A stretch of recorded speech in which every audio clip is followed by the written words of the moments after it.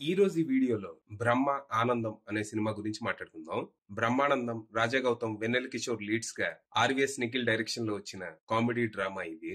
ఈ cinema story ఏంటి, దీని మీద నా ఒపీనియన్ ఏంటనేది ఇప్పుడు తెలుసుకుందాం పదండి. ముందుగా ఈ సినిమా స్టోరీ ఏంటంటే, ఈ సినిమాలో మన హీరో బ్రహ్మ గత 9 ఏళ్లుగా స్టేజ్ ఆర్టిస్ట్ గా స్ట్రగుల్ అవుతూ ఉంటాడు.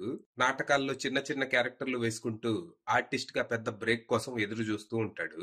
స్ట్రగ్లింగ్ యాక్టర్ అంటే ఉండే కష్టాలు తెలిసిందేగా. రోజు భోజనం కోసం కూడా యుద్ధం చేయాలి. మనోడి పరిస్థితి కూడా అంతే. ఊరంతా అప్పులు చేసి అప్పులకి దొరకకుండా ఆడిషన్స్ కి అటెండ్ అవుతూ కాలం వెళ్లదీస్తూ ఉంటాడు. ఈ టైంలో ఓ రోజు మనోడికి కెరియర్ టర్న్ అయ్యే అవకాశం వస్తుంది. తను రాసుకున్న బ్రహ్మానందం అనే నాటకాన్ని నేషనల్ లెవెల్లో ప్రదర్శించే ఛాన్స్ అది.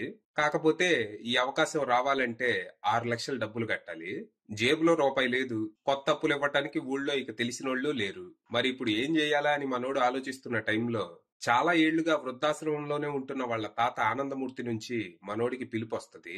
మనోడి పరిస్థితి తెలిసి వాళ్ళ తాత తనకి సాయం చేయాలని తన పేరు మీద ఊళ్ళో ఉన్న పొలాన్ని మనవాడికి రాసివ్వాలి అనుకుంటాడు. కాకపోతే ఓ కండిషన్ పెడతాడు. ఓ 10 రోజుల పాటు తనని ప్రేమగా చూసుకునే మనవళ్ళ ఉంటే అప్పుడు ఇస్తానంటాడు. అంటే తాత మనవాళ్ళ మధ్య రిలేషన్ అంత గొప్పగా ఏముండదు. ఏదో తాత అంటే తాత, మనవడంటే మనవడు అంతే. ఇక మనోడేమో సర్లే ఓ 10 రోజులు ఈ ముసలోడిని భరిస్తే ఆస్తి వస్తుంది, కెరియర్ ఉంటదని డీల్ కొప్పుకుంటాడు. కానీ 10 రోజుల తర్వాత వాళ్ళ తాత తనకి మైండ్ పోయే ట్విస్ట్ ఇస్తాడు. ఆనందమూర్తి అసలు ప్లాన్ ఏంటో తెలిసి బ్రహ్మ షాక్ అవుతాడు. మరి తర్వాత ఏం జరిగింది? వాళ్ళ తాత మనోడికి ఏం ట్విస్ట్ ఇచ్చాడు? అసలు వాళ్ళ తాత ప్లాన్ ఏంటి? ఇంతకీ అసలు మన హీరో కథ ఏంటి? తనకి వాళ్ళ తాతకి మధ్య ఎందుకు దూరం ఏర్పడింది? చివరికి వీళ్ళ రిలేషన్షిప్ ఎలా మారింది? మనోడి కెరియర్ లో బ్రేక్ దొరికిందా లేదా అనేది మీరు సినిమా చూసి తెలుసుకోవాలి. ఇక ఈ సినిమా బానే ఉంది. ఫస్ట్ నుంచి లాస్ట్ వరకు నవ్విస్తూ మధ్య మధ్యలో ఏడిపించే ప్రయత్నం చేశారు. కాకపోతే క్లైమాక్స్ బలంగా ఉండుంటే సినిమా ఇంకా బాగుండేదేమో అని అయితే అనిపించింది. అంటే సినిమాలో బలమైన కాన్ఫ్లిక్టే ఉంది. దీని నుంచి గుండెల్ని పిండేసే డ్రామా పండించొచ్చు. కానీ సెకండ్ హాఫ్ లో స్క్రీన్ ప్లే గాడి తప్పి అవసరమైన వాటికంటే అనవసరమైన వాటి మీద ఫోకస్ ఎక్కువ అవడంతో క్లైమాక్స్ లో ఇంపాక్ట్ తగ్గింది. ఏదో సినిమా అయ్యాక ఏడ్చుకుంటూ థియేటర్ నుంచి బయటకు వస్తానని ఎక్స్పెక్ట్ చేస్తే మామూలుగానే వచ్చాను. సినిమా ఫస్ట్ హాఫ్ బాగుంటది. ఇక్కడ మన హీరో పెద్ద స్టేజ్ ఆర్టిస్ట్ అవడానికి ఎన్నెన్ని తిప్పలు పడుతున్నాడు అనేది చాలా బాగా చూపిస్తారు. యాక్చువల్ గా ఫస్ట్ హాఫ్ లో హీరో మీద మనకు అంత మంచి ఇంప్రెషన్ అయితే రాదు. అంటే మనోడు తనకేదైనా అవసరం ఉంటే తప్ప పక్కన వాళ్ళకి హాయి కూడా చెప్పడు.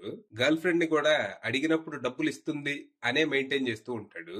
అయితే మనోడు ఇలా ఎందుకున్నాడు అనే దానికి సెకండ్ హాఫ్ లో రీజనబుల్ ఎక్స్ప్లెనేషన్ ఇస్తారు. అప్పుడు గాని మనకి మనోడి మీద ఒపీనియన్ మారదు. ఇక ఇలాంటి స్వార్థపరుడు 10 రోజులు తాత మీద ప్రేమ చూపిస్తే ఆస్తి వస్తుందంటే ఊరుకుంటాడా? తాత మనవడు కలిసినప్పటి నుంచి సినిమా అలా సరదా సరదాగా సాగిపోతూ ఇంటర్వెల్ కి ఒక మంచి ట్విస్ట్ ఇచ్చి సెకండ్ హాఫ్ మీద అంచనాలు పెంచేస్తారు. ఇక సెకండ్ హాఫ్ స్టార్ట్ అవటం బానే స్టార్ట్ అయినా మెల్లిగా డౌన్ అయిపోద్ది. కొన్ని కామెడీ సీన్స్ ని అవసరానికి మించి సాగదీస్తారు. ఒక్క డైలాగ్ తో అయిపోయే జోక్ ని 5 నిమిషాలు సాగదీస్తారు. కానీ మళ్ళీ ప్రీ క్లైమాక్స్ బాగుంటది. ఇక్కడ వచ్చే కొన్ని డైలాగులు చాలా బాగుంటాయి. ఇక ముందు చెప్పినట్టు క్లైమాక్స్ అయితే జస్ట్ ఓకే అనిపించింది. మొత్తంగా సినిమా అయ్యాక పర్లేదు, ఒక మంచి ప్రయత్నం అనుకుంటూ థియేటర్ నుంచి బయటకు వచ్చాను. ఓవరాల్ గా సినిమాలో ఉన్న పాజిటివ్స్ విషయానికి వస్తే పర్ఫార్మెన్సెస్ బ్రహ్మానందం గారు చాలా బాగా చేశారు. అలాగే ఆయన కొడుకు రాజా గౌతమ్ కూడా బాగా చేశాడు. హీరో మెటీరియలే. ఇక వెన్నెల కిషోర్ ఏమో సినిమా ఆశాంతం మనల్ని నవ్వించే బాధ్యత తీసుకుని సక్సెస్ అయ్యాడనే చెప్పాలి. ఇక సినిమాటోగ్రఫీ, బ్యాక్గ్రౌండ్ స్కోర్ ప్లెజెంట్ గా ఉండగా ప్రొడక్షన్ వాల్యూస్ డీసెంట్ ఉన్నాయి. అలాగే కొన్ని డైలాగ్స్ కూడా చాలా బాగున్నాయి. ఇక నెగటివ్స్ విషయానికి వస్తే పాటలు, అలాగే సెకండ్ హాఫ్ లో కొన్ని ల్యాగ్ సీన్స్. ఫైనల్ గా చెప్పేది ఏంటంటే, మీరు ఓ 2.5 గంట ఆహ్లాదకరమైన వాతావరణంలో గడపాలి అనుకుంటే ఈ సినిమా ట్రై చేయండి. అది విషయం.